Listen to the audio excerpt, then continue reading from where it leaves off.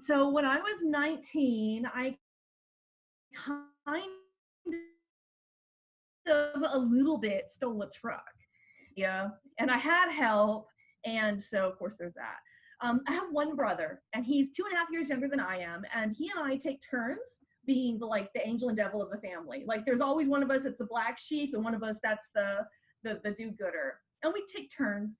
And this is what we did back then. And of course, we do it today. And if you want to know which one is the black sheep today, vote Democrat. So, when I was 19, it put him at about 16, and he had just gotten his license. And he was hanging out with a group of kids that were quite unsavory. They did horrible, horrible things. Like, they would drink beer, and they would like smoke weed. No.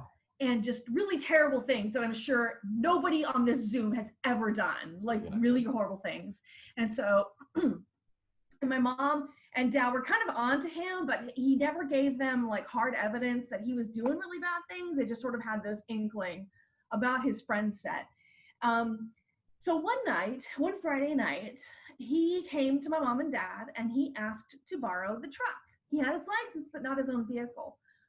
And my mom was immediately suspicious because my mom, she's got that, mom sense, And so she said, "Where are you going to go?" And he said, "I'm going to go spend some time with Danny." And my mom said, "At Danny's house?" And he said, "Yes, at Danny's house." Now listen, Danny and his brother and me and my brother, we grew up together. Like, Danny's mom and my mom had been friends since we were all in wombs. And so Danny's house meant Danny's mom was there, and this was safe. And so she says, "You know what? Cool. Knock yourself out. Here's the keys. Be home by midnight." And as he got into the truck and backed out of the driveway, she looked at the taillights and she thought, something's not right. That spidey sense, that mom's spidey sense kicked in, and she said, something doesn't add up. And so she announced to midair and nobody who was listening, "I have to run some errands." And she got her keys and she got in her car and she took off after him, not following him, of course, but just sort of, she had to run some errands at 7:00 on a Friday night. And she caught up to him at the end of the block. There's a stop sign at the end of the block. And in order to go to Danny's house, he had to turn left. Wouldn't you know it? He turned right. Ooh, he had lied to her face. And she was ticked. And she could have followed him. She could have followed him to his destination, but she didn't, because she was going to take the high road, and she had other plans, because my mother was freaking diabolical. So what she did was she came back home, and she got my father into conference with her, and they went into a little room, and they did some work, and they did some math, and they consulted phone books, and they consulted people, and they came out of the room, and they got in her car, and they took off. And I was none the wiser of this. It was a Friday night. I was basically the person I am today, so I was just sort of sitting on the sofa and staring at the wall. So they were gone a little while. When they came back, my dad asked her, "You have this handled?" And she said, "Yeah, I've got this handled." And he's like, "Great, I'm out." And so he went to bed, something, I don't know. She came to me and she said, "Sal, what are you doing tonight?" And I said, "I'm just going to sit here and run a movie or something." And she says, "That sounds boring. Do you want to steal a truck?" Yeah.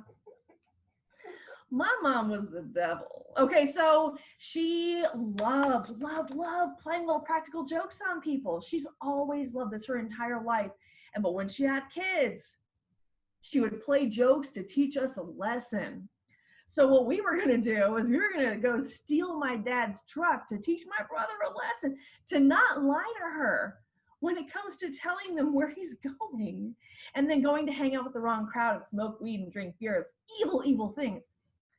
So of course, my natural reaction was like, "Hell yeah, let's steal a truck. What? Come on, let's go. What are we waiting for?" And so we piled into her car, got my dad's spare truck key, and we went out driving. And she went, I was so proud of her sleuthing skills. Between she and my dad, she found the house party that my brother had gone to by simply knowing the last name of the owner of the house. And this was in like 1991, I want to say. And just super sleuthing skills that they both had. I was really kind of proud of them, and made me think twice about ever crossing them ever.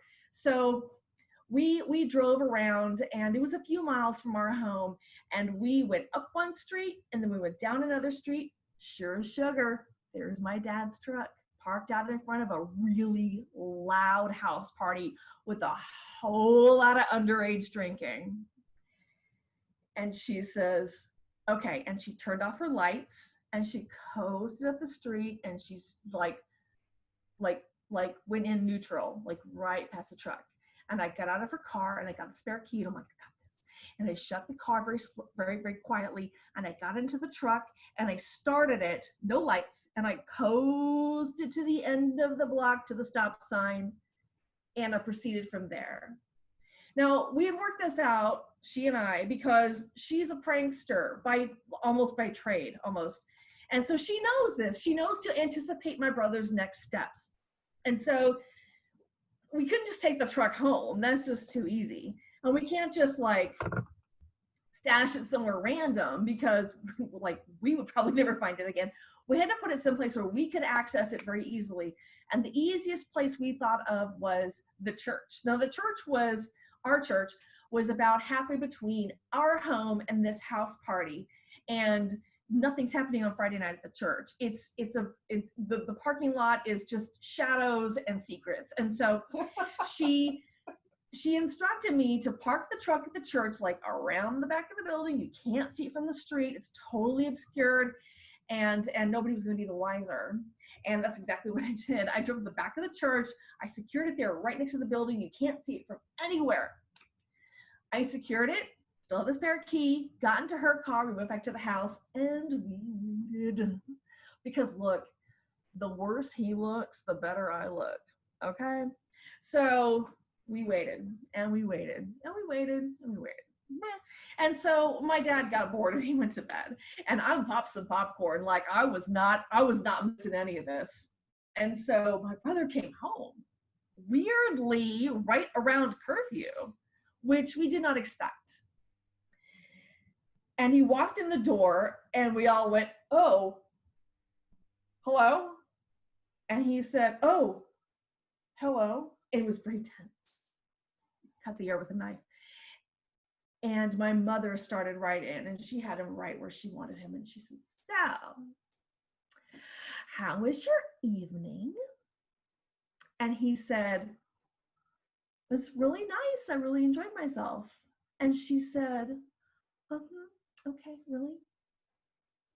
How's Danny? Because Danny's he was supposed to be at Danny's house tonight. And he said in response, oh, Danny's great. He said to tell you hello, which is technically not a lie because Danny was at this house party. He had also lied to his mother. And so my mom, she had him right where she wanted him. And she says, oh, that's nice. And she says, so, how'd you get home? She's got him. Checkmate. And he said, Dad's truck, same way I got there. And we all gave ourselves whiplash looking at the driveway. And there was Dad's truck. What had happened? And my dad said in his stoic, like, he's got an ulcer over this thing. He's not going to say much, but he's gonna want some answers. And he's like, son, explain yourself. And my brother took a very deep breath. I'm so proud of him. He was such a damn grown-up over this. He was 16, but he was so adult. He owned this, and he said, I lied about where I was going to go tonight because I knew that you wouldn't let me go where I was going to go. So I know you don't like the kids I've been hanging out with, and I get it. So I lied to you so that I could go. And I went to a place I wasn't supposed to be. And he totally came clean. And they just looked at him like, And like, why did my mom's joke fall flat? Because that's not cool. And he said, once I came out from the party, I saw that the truck was gone and I panicked. So I went back into the party and I got one of my friends to drive me around the neighborhood. And then I thought, you know what? Mom probably stole this. And if they did, it would be at the church. And I went right to the church and there it was. And I had my key and I took the truck and I brought it home. The end. Oh my God.